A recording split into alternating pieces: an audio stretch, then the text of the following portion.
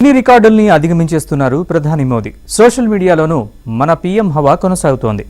తొలి ప్రధాని ప్రజలతో మాట్లాడాలంటే రేడియో, పత్రికలు ఉపయోగించుకునేవారు. ఇప్పుడంతా ఫాస్ట్ యుగం. సోషల్ మీడియా ద్వారా ప్రజలతో కనెక్ట్ అవుతున్నారు.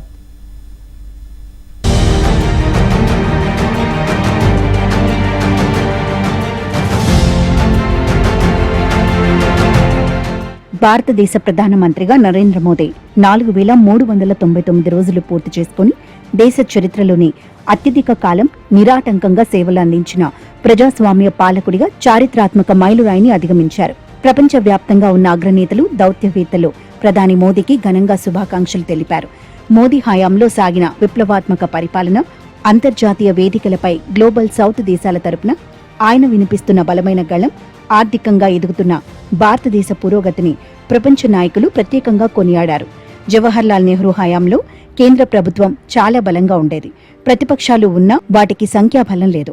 ఇప్పుడున్నంత రాజకీయ చైతన్యం కూడా అప్పట్లో లేదు. ఎన్నో సవాళ్లను ఎదుర్కొంటూ ప్రధాని మోదీ దూసుకెళ్తున్నారు.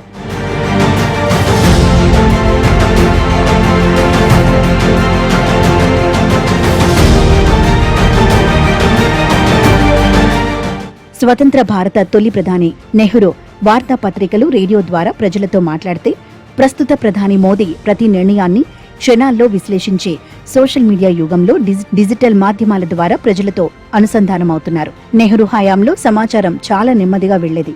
కేవలం రేడియో ప్రసంగాలు, పత్రికల హెడ్లైన్స్, అప్పుడప్పుడు జరిగే బహిరంగ సభల ద్వారానే ప్రజలకు విషయాలు తెలిసేవి. కానీ నేడు ప్రధాని మోదీ తీసుకునే ప్రతి నిర్ణయం, విదేశీ పర్యటన, ప్రసంగం సోషల్ మీడియా వేదికలపై క్షణాల మీద విశ్లేషణలు వచ్చి పడుతున్నాయి. ఇంటర్నెట్ ఇన్ ఇండియా నివేదిక 2025 ప్రకారం ప్రస్తుతం భారతదేశంలో 95 కోట్ల మందికి పైగా యాక్టివ్ ఇంటర్నెట్ వినియోగదారులు ఉన్నారు.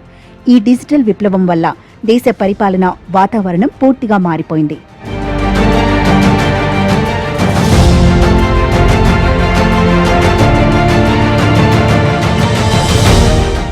గతంలో పత్రికలు రోజుల తరబడి ప్రజల అభిప్రాయాలను ప్రభావితం చేసేవి. పార్లమెంట్ చర్చలు, సాంప్రదాయ మీడియా మాత్రమే కవర్ చేసేది. డిజిటల్ యుగంలో ప్రభుత్వ నిర్ణయం వెలువడిన నిమిషాల్లోనే విమర్శలు, మద్దతు, మీమ్స్, ఫ్యాక్ట్ చెక్స్ రూపంలో స్పందనలు వస్తున్నాయి. కేవలం ఎన్నికల సమయంలోనే కాకుండా నిరంతరాయంగా రాజకీయ కమ్యూనికేషన్ కొనసాగుతోంది. డిజిటల్ మాధ్యమాల విస్తరణతో నాయకులకు, సామాన్య పౌరులకు మధ్య దూరం తగ్గింది. ఒక విదేశీ విధానం లేదా ప్రభుత్వ పథకాన్ని కేవలం జర్నలిస్టులే కాకుండా సామాన్య ప్రజలు కూడా నేరుగా సామాజిక మాధ్యమాలలో విశ్లేషిస్తున్నారు. దీనివల్ల గతంలో ఏ నాయకుడు చూడని స్థాయి పబ్లిక్ విజిబిలిటీని మోదీ ఎదుర్కొంటున్నారు. సానుకూల, వ్యతిరేక స్పందనలు క్షణాల్లో వచ్చేస్తున్నాయి. ఈ డిజిటల్ యుగంలో నాయకుడు అత్యంత వేగంగా స్పందించాల్సిన పరిస్థితి. Working with a single agenda, that is nation first, a principle that all of us has constantly keep it in mind. Entire nation has to follow. 21st century belongs to Narendra Modi ji. 2001 he elected as chief minister. Now nearly 25 years. Sometimes I am also introspecting myself. How is able to live up to the expectations of the people? That is very, very important. That is the leadership Honorable Prime Minister is having. స్వాతంత్ర్యం వచ్చిన కొత్తలో ఆహార భద్రత, ప్రభుత్వ సంస్థల స్థాపన వంటి ప్రాథమిక అవసరాలపైనే ప్రజలు ఆశలు పెట్టుకున్నారు. కానీ ఇప్పుడు పౌరులు ఆధునిక హైవేలు, విమానాశ్రయాలు, వేగవంతమైన డిజిటల్ సేవలు, పారదర్శక సంక్షేమ పథకాలు, ఉద్యోగ అవకాశాలు, జాతీయ భద్రతను కోరుకుంటున్నారు. ప్రజల ఆదాయాలు పెరగడం, అంతర్జాతీయ స్థాయి సౌకర్యాలను చూడటం వల్ల ప్రభుత్వం నుంచి జనం ఎక్కువ ఎక్స్పెక్టేషన్స్ పెట్టుకున్నారు. ఒకప్పుడు ప్రభుత్వ సేవల కోసం కార్యాలయాల చుట్టూ తిరగాల్సి వచ్చేది. కానీ ఇప్పుడు ఆ సేవలన్నీ ఆన్లైన్లో వేగంగా లభించాలని ప్రజలు కోరుకుంటున్నారు. యూపీఐ ప్రపంచంలోనే అతిపెద్ద రియల్ టైం చెల్లింపుల వ్యవస్థగా అవతరించింది. దేశంలోని 90% ఇళ్లలో స్మార్ట్ ఫోన్లున్నాయి. G20 సదస్సు లాంటి గ్లోబల్ ఈవెంట్స్, భారీ ప్రాజెక్టులపై నిరంతరం టీవీ ఛానళ్లు, ఆన్లైన్ వేదికల్లో చర్చలు జరుగుతున్నాయి.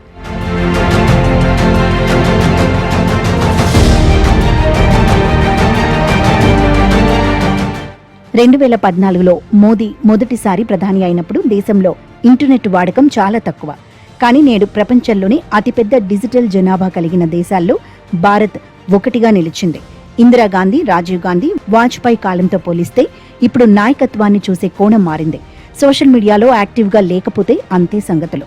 కేవలం సోషల్ మీడియా ద్వారా ప్రచారం చేసి గెలిచి నాయకులైన వారున్నారు. 2047కి ఒక అభివృద్ధి చెందిన దేశంగా ఉండాలి అంటే మన పిల్లలు ఒక అమెరికానో, ఒక ఆస్ట్రేలియానో, ఒక కెనడానో వెళ్లకుండా ఈ ప్రాంతంలోనే మనం సమృద్ధిగా ఉండే విధంగా ఎలా చేయాలి అనేటువంటి ఒక స్పష్టమైన ప్రణాళికతో ఈరోజు గౌరవ ప్రధానమంత్రి శ్రీ నరేంద్ర మోదీ గారు ముందుకు వెళ్తా ఉన్నారు.